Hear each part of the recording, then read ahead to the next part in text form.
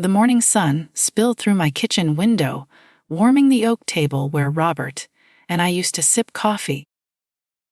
8 months since his heart gave out, and I still set out 2 mugs each dawn, as if he'd walk in, his laugh filling the silence. Our 50-acre estate, Rosewood, stretched outside, rolling fields, the old barn, the roses he'd planted for me.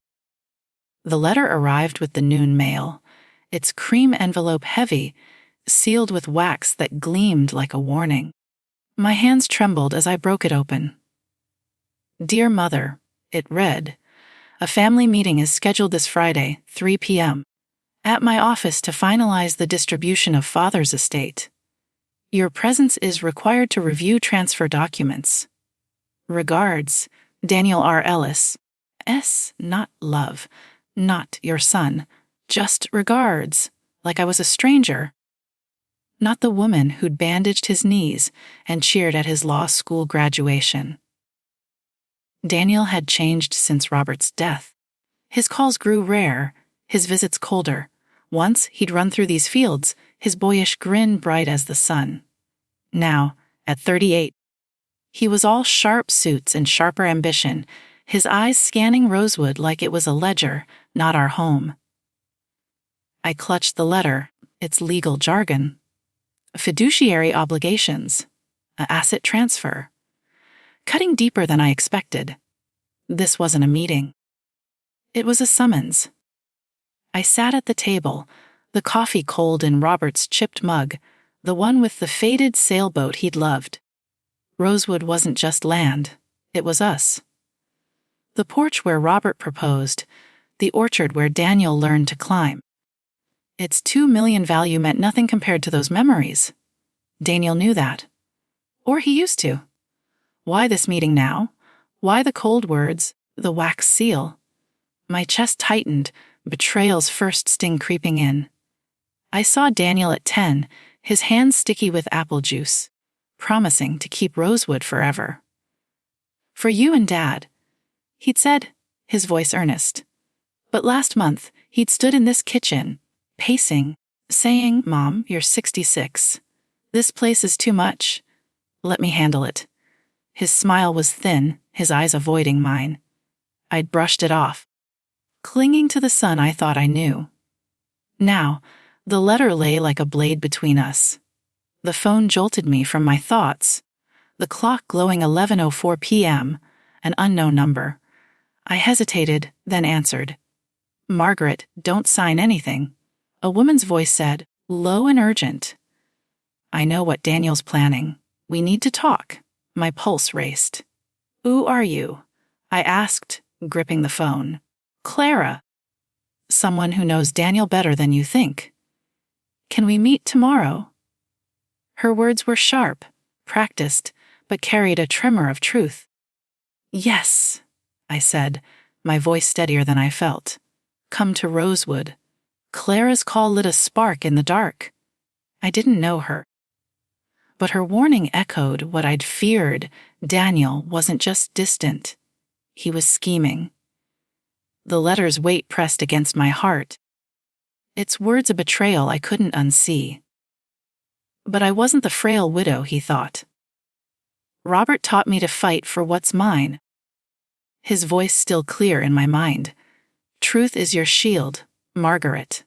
I stood, the kitchen quiet except for the wind chimes outside. Rosewood was my home, my legacy. Daniel wanted a fight. I'd give him one.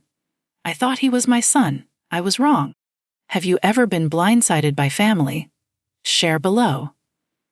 That night, as I locked the letter in my desk, Clara's voice lingered. A promise of answers, and a battle just beginning. The kitchen felt too quiet after last night's call from Clara. Daniel's letter lay on the table, its wax seal mocking me. I couldn't sit still. My feet carried me to Robert's study, where his Cullen still lingered, faint as a ghost. The room was untouched since his death. Bookshelves heavy with law journals. His oak desk scarred from years of use. I ran my fingers over his chair, the leather worn where his hands rested. 8 months gone, And I still expected him to walk in, humming his favorite jazz tune. Daniel used to trail Robert everywhere, a shadow in overalls. At 6, he'd perch on this desk, watching Robert balance Rosewood's accounts, his eyes wide with awe. "I'll be like you, Dad," he'd say, clutching a toy calculator. We were a family then, bound by love and this land. 50 acres of fields, orchards, and memories. Robert would lift Daniel onto his shoulders, pointing to the roses. "This is ours, son. Keep it safe." I believed he would. But Daniel changed. College, law school, ambition. They carved away the boy who loved Rosewood. Last year, he stood in this study, eyeing Robert's books like they were relics. "Mom, sell this place," he'd said. His voice clipped. "It's worth $2 million now. You don't need the hassle." His words stung, but I clung to the hope he'd remember his promise. The letter proved me wrong. I opened the desk's bottom drawer, searching for something. Answers, maybe. My fingers brushed a hidden envelope, tucked beneath old ledgers. Robert's handwriting, sharp and familiar, spelled my name. My heart thudded. I tore it open. "Margaret?" It read. "If you're reading this, I'm gone, and Daniel's greed may have surfaced. I set up a $200 million trust for Rosewood, safe from him. He's my son, but I see his hunger. Protect our home. Truth is your shield." My hands shook. Robert knew. He'd seen Daniel's heart turning cold and never told me. The bell jolted me. Clara stood on the porch, her dark hair pulled tight. Eyes sharp but wary. She was younger than I'd expected, maybe 35, clutching a leather folder. "Margaret, I'm Clara," she said, her voice steady but laced with pain. "Daniel's ex-wife." My breath caught. Ex-wife. Daniel never mentioned a marriage. We sat in the living room, sunlight glinting off Robert's old clock. Clara's story spilled out. She'd loved Daniel 10 years ago. Married young, but he left her, chasing his career, no explanation. "He's planning to forge documents," she said, sliding her folder across the table. "To sell Rosewood out from under you." I opened it. Bank statements, emails. A draft deed with my signature, forged. My son forging my name to steal our legacy. Anger burned through my grief, hot and sharp. "How did you get this?" I asked, my voice tight. Clara's jaw tightened. "I'm an estate planner. I know his tricks. He did this to me once. Tried to take everything. I won't let him do it to you." Her eyes held a fire I recognized. The kind betrayal forges. Clara's proof was a lifeline, but it terrified me. If Daniel could forge my name, what else was he hiding? Could I face him, expose him? Robert's letter burned in my mind. "Protect our home." I looked at Clara, a stranger bound to me by Daniel's betrayal. "Will you help me stop him?" I asked. She nodded, resolute. "We'll do it together." The Clara's folder held proof that could ruin him, or destroy me. What family secrets have you uncovered? Tell me in the comments. As Clara left, I stood alone, Robert's words echoing. My son had betrayed me, but I wasn't alone anymore. The drive to Daniel's office felt endless, Rosewood's fields fading in my rearview mirror. Clara sat beside me. Her leather folder tight in her lap, her face unreadable. "Just follow my lead," she'd said at my kitchen table, her voice steady as steel. I nodded, clutching Robert's old watch on my wrist, its tick a faint anchor. The family meeting loomed. Daniel's letter burning in my mind, its cold words, its wax seal. This wasn't family. This was a trap. Daniel's office gleamed. Marble floors, sleek furniture, a world far from Rosewood's weathered charm. 3 lawyers stood waiting, their suits crisp, eyes sharp. Daniel sat at a polished table, his tie perfectly knotted, his smile thin as a blade. "Mother," he said, voice smooth, "glad you could make it. No hug, no warmth. My son, a stranger." The lawyers slid a contract toward me, pages thick with jargon. "It's time to transfer Rosewood," one said, his pen gleaming like a weapon. "You're 66, Mrs. Ellis. Managing an estate this size, 2,050 acres. It's too much." My cheeks burned. Frail? Unfit? I saw myself through their eyes. A widow, gray hair loose, hands trembling slightly. They thought I'd break. I let my shoulders slump, my voice waver. I don't understand all this," I said, glancing at Clara. She sat quietly, posing as my friend, her eyes scanning the room like a hawk. Daniel leaned back, his gaze cold detached. Did he even see me, or just the dollars in Rosewood's soil? The head lawyer, a man with slicked, back hair, tapped the contract. "Sign here, Mrs. Ellis. It's for your own good. Daniel will manage everything." His tone dripped with pity, but his eyes were hungry. I hesitated, my fingers brushing the pen. Robert's words echoed. "Truth is your shield." I looked at Daniel, searching for the boy who'd promised to protect Rosewood. His face was stone. My heart cracked, but I smiled, a slow, calm smile. "Interesting," I said, my voice steady now. "I brought someone with me too." The lawyers froze. Clara leaned forward, her presence quiet but electric. Daniel's eyes narrowed, a flicker of unease. He didn't know her, not yet. I kept my gaze on him, letting the silence stretch. The lawyers exchanged glances, their confidence fraying. Clara's folder stayed closed. But I knew what it held. Proof of Daniel's forged signatures, 200,000 siphoned from the trust. Evidence that could unravel his plan. But this wasn't the moment to show it, not yet. As we left, my phone buzzed in my purse. I stepped into the elevator, Clara beside me, and checked it. An unknown number. "Back off, or you'll regret it." The text read. My breath caught, the words sharp as a blade. Who knew we were here? Daniel, one of his lawyers. Clara's eyes met mine, her jaw tight. "He's scared," she whispered. "Good." She opened her folder, showing me a scanned trust document, my signature, forged, dated a month ago. "Has been planning this for a while," she said. "But we're ready." My hands shook, not from fear, but fury. Daniel thought he could bully me, steal Rosewood, erase his father's legacy. He thought I was weak. They didn't know who I'd brought. Would you play weak to outsmart a betrayer? "Share your thoughts!" That night, back at Rosewood, I stood on the porch, the roses swaying under the moon. Clara's evidence was my weapon, but that text lingered, a shadow growing darker. The gravel crunched under our tires as I drove Clara back from Daniel's office, the family meeting, still echoing in my ears. Her folder sat between us, heavy with proof of his forgery. 200,000 siphoned, my signature faked. Clara's hands gripped the wheel. She wasn't driving, her knuckles white.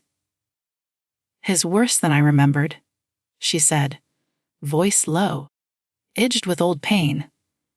"Last time, at that so-called meeting, Daniel's lawyers tried to bully me into signing Rosewood away, painting me as too frail to manage. I played along, but Clara's silent presence shifted the air. Now, back at the estate, we sat in my kitchen. The scent of fresh, baked clinging to the air from my morning ritual. Clara's eyes met mine, wary but fierce. "It's time you knew my story," she said. She leaned forward, her voice dropping like a confession. "I was 25 when I met Daniel. He was charming, ambitious. Law school star, full of promises. We married quick, thought we had it all." Clara paused, her fingers tracing a scar on the table, a mark from Daniel's childhood tantrum.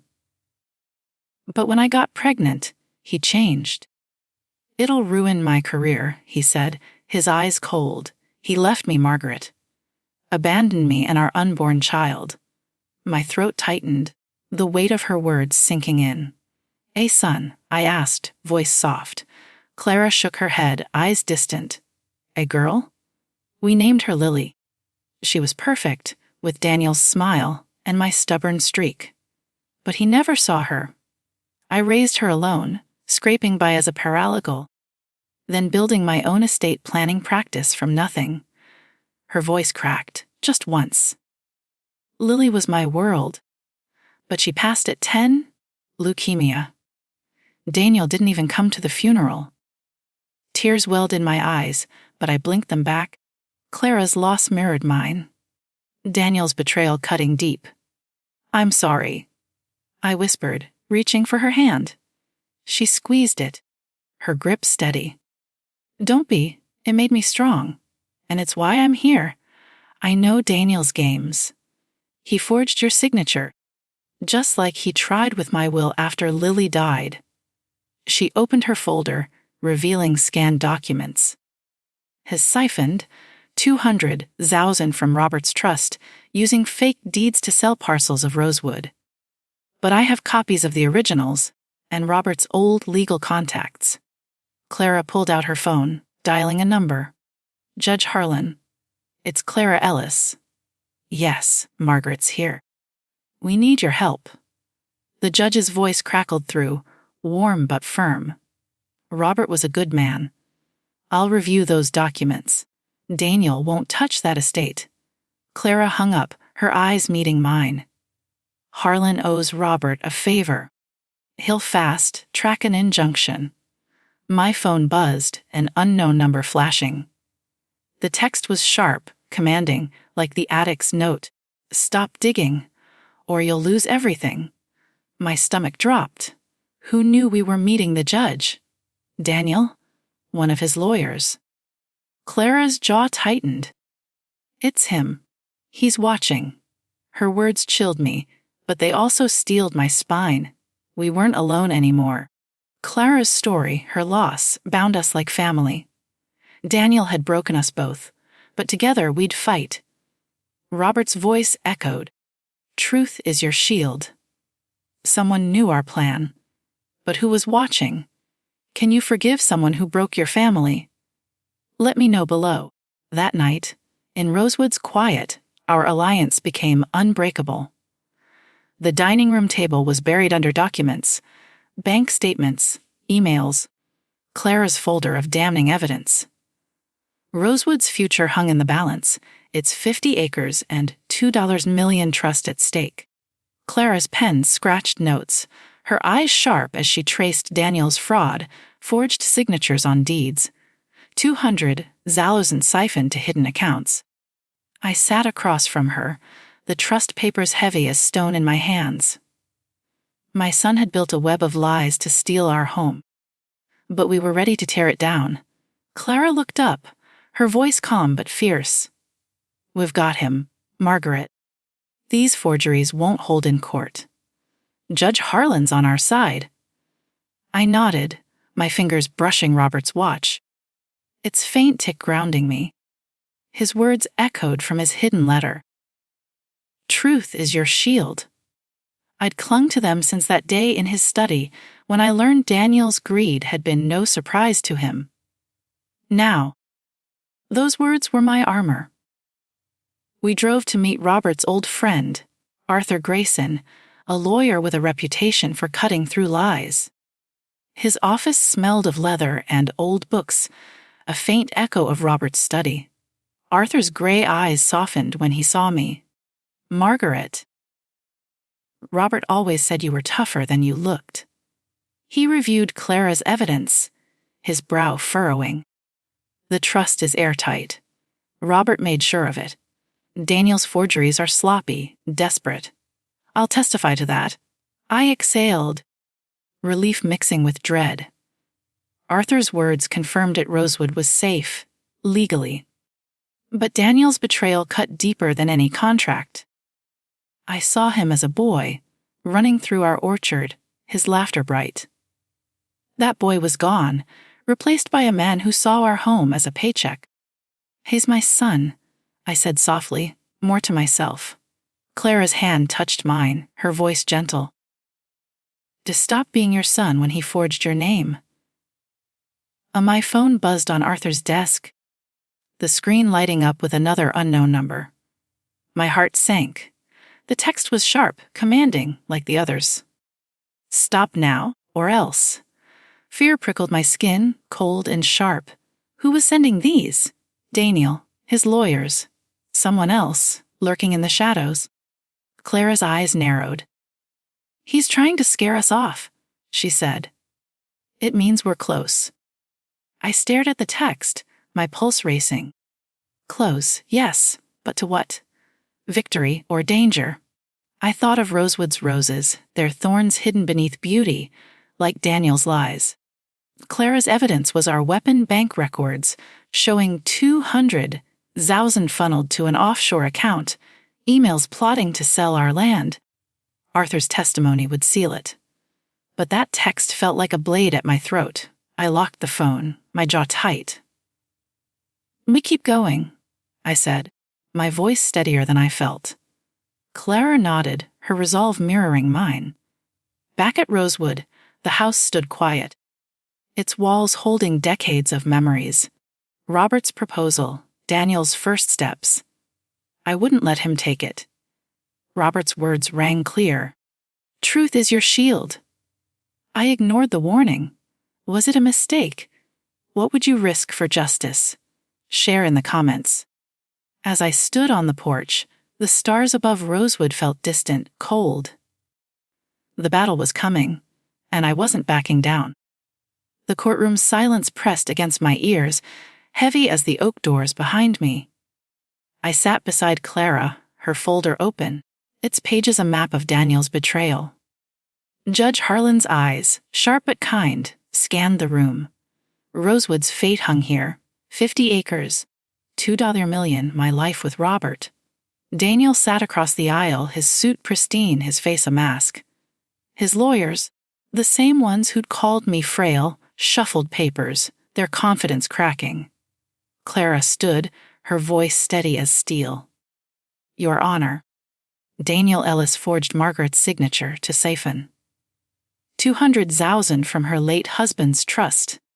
She slid bank records across the bench.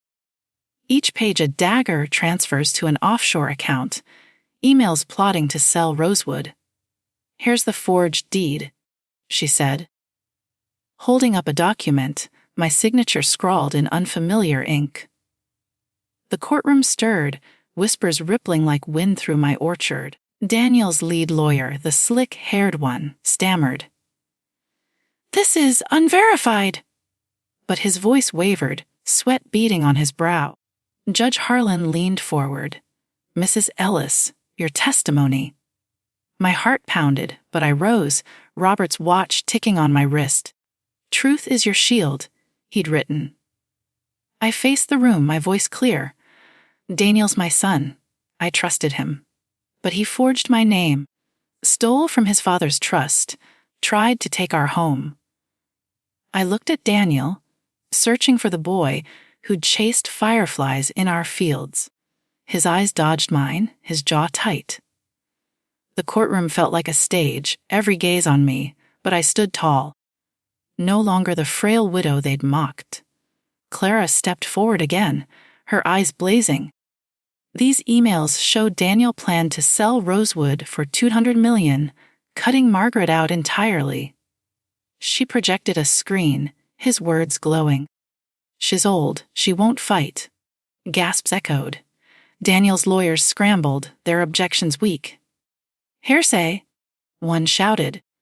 But Judge Harlan silenced him with a glance. Arthur Grayson, Robert's old friend, took the stand next. "The trust is airtight," he said, voice firm. "Daniel's forgeries are invalid. Rosewood belongs to Margaret." The room shifted, Daniel's lies unraveling like thread. His lawyers slumped, their pens still. I watched my son, waiting for something, remorse, defiance. He leaned forward, hands clasped, knuckles white. Then, for the first time, his eyes met mine. Was it anger, burning behind his gaze? Or guilt, flickering like a shadow? My heart twisted, caught between triumph and pain. He'd tried to steal everything. Robert's legacy, my home. Yet he was still my son, the boy I'd loved. Judge Harlan's voice cut through. The evidence is clear. The trust remains with Mrs. Ellis. Mr. Ellis, you'll answer for fraud. Daniel's mask cracked, his shoulders sagging. Clara touched my arm, her nod subtle but strong. That's when everything changed, just as I'd hoped when I brought her to that meeting. But as we stood, victorious, a question lingered, heavy as the gavel's echo. His eyes met mine. Was it regret, or something darker? Have you faced a liar in court? Tell me your story. As we left the courtroom, Rosewood's roses bloomed in my mind, their beauty fierce despite the thorns. The fight wasn't over, not yet. The courtroom's echo faded, but its weight lingered. Daniel faced charges, fraud, theft. His scheme to steal Rosewood's $2 million trust exposed by Clara's evidence. Judge Harlan's ruling was final. The estate, our 50 acres of roses and memories, stayed mine. I stood on Rosewood's porch, the evening air cool, the roses glowing under the setting sun. Victory should have felt sweet, but it tasted like ash. My son was gone, lost to greed.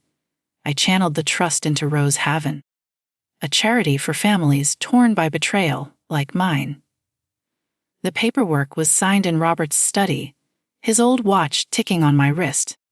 Clara helped draft the charter, her steady hand a reminder of our shared fight. This is what Robert would have wanted, she said, her voice soft but sure. I nodded, picturing his smile, the way he'd tend our roses, humming jazz. Rose Haven was his legacy reborn. A shield for others against lies like Daniel's. In my bedroom, I opened a box of Daniel's childhood letters, their edges worn, smelling faintly of crayon. Dear Mom, one read, scrawled in a 6-year-old's shaky hand, I love you forever. I'll keep Rosewood safe. My chest ached. Where was that boy? The Daniel in court, his eyes flickering with anger, or guilt? Was a stranger. He'd forged my name, siphoned out 200 Zalos, and tried to sell our home. Yet those letters held a truth I couldn't shake. He'd been mine once, my heart, my son. A new letter arrived that morning, postmarked from the county jail. Daniel's handwriting, less polished now, trembled across the page. Mom, I was wrong. I let greed blind me. Please, forgive me. I want to make this right. His words stirred a flicker of hope, fragile as a petal. Could he change? Or was this another lie, a new scheme? I traced Robert's watch, its tick steady, grounding. Truth is your shield, he'd written. But truth couldn't erase the scar of betrayal. I walked through Rosewood's orchard, the trees heavy with apples, just as they were when Daniel was small. Clara joined me, her presence a quiet strength. You don't have to answer him, she said, her eyes kind but firm. Not yet. I nodded, the letter heavy in my pocket. She'd lost her daughter, her marriage, to Daniel's selfishness. Yet here she was, rebuilding with me. Her resilience fueled mine, but doubt lingered. Could I ever see Daniel as my son again? Rose Haven was my answer for now, a way to heal others if not myself. But Daniel's words shook me. Could I trust them? Can betrayal ever heal? Share your thoughts below. As the sun dipped below the horizon, Rosewood stood strong, its roses defiant. I wasn't done fighting. Not for my home, or what was left of my heart. A year had passed since the courtroom, and Rosewood hummed with purpose. The 50-acre estate, once threatened by Daniel's greed, stood secure, its roses blooming fiercer than ever. I walked the orchard, the air sweet with apples. Robert's watch ticking softly on my wrist. My home was more than land. It was his love, our life, now a beacon through Rosehaven, the charity Clara and I built for families broken by betrayal. Clara wasn't just my ally. She was family now. We worked side by side, her sharp mind turning our 2,000 million trust into hope for others. Laughter filled my kitchen again.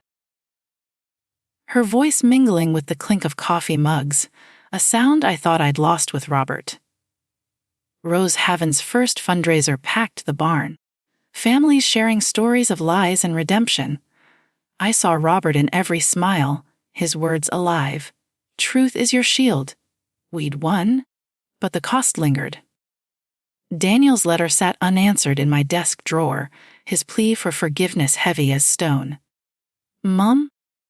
I was wrong. He'd written from jail, his words shaky. I pictured him as a boy, crayon in hand, promising to protect Rosewood. That boy was gone, buried under forged signatures and stolen 200 Zalozend. Could I believe him now? Clara's eyes, hardened by her own loss, her daughter, her marriage, told me to wait. Give it time? She'd said, her hand steady on mine. My phone buzzed as I stood on the porch, stars glittering above Rosewood. An unknown number, like the texts before. I'm out early, Mom. We need to talk. My heart skipped. Daniel free already. Or another trick, another shadow. The roses swayed, their thorns sharp in the moonlight. Fear flickered, but I stood taller, Clara's strength beside me, Robert's love within me. I thought it was over. Then my phone buzzed. Subscribe for more. Can Margaret trust again? That night, Rosewood's quiet held a new promise and a new threat. I was ready for whatever came next.